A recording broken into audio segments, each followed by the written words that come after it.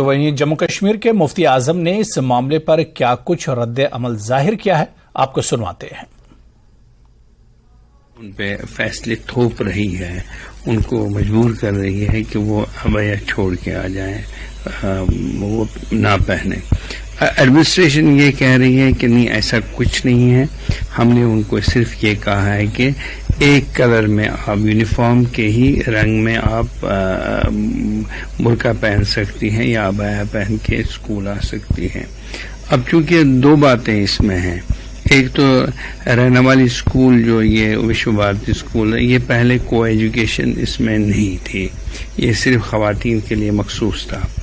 अब चूंकि को एजुकेशन अब लड़के भी पढ़ रहे हैं, लड़कियां भी पढ़ रही हैं, और इस्लाम हमें इस चीज़ की इजाज़त नहीं देता है कि इख्तिलात हो, एक दूसरे के साथ हम करीब रहें।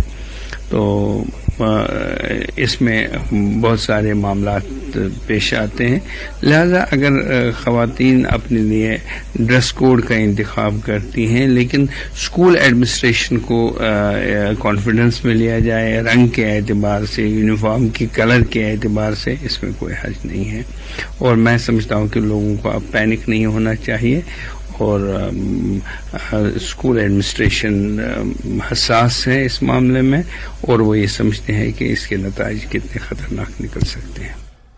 उधर बीजेपी के जनरल सेक्रेटरी अशोक कौल का अबाया तनाज़े पर बयान सामने आया है। अशोक कौल ने रद्द-ए-अमल देते हुए कहा कि बीजेपी किसी तरह के ड्रेस कोड की हिमायत या मुखालिफत नहीं करती है।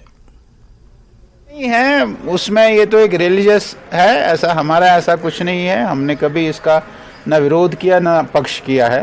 जैसे व्यक्ति को जिस प्रकार से वो जहाँ जाना चाहता है वो वहाँ जाए, वो साड़ी पहन कर जाना चाहे साड़ी पहन कर जाए, फिराक शलवार पहन कर जाना चाहे उसमें जाए, हमें कोई आपत्ति नहीं है। वो उसकी अपनी ज़बरदस्ती नहीं होनी चाहिए। बस हमारा ये मानना है कि ज़बरदस्ती आपने उनको उसी लिबास में भेजना है, ये नहीं होना चाहिए। हर एक आदमी स्वतंत्र है, इंडिपेंडेंट है, वो अपना हिसाब कि अपने हिसाब में अपने पहनावे को पहने, हम उसमें कोई उसके चलिए आगे बढ़ेंगे।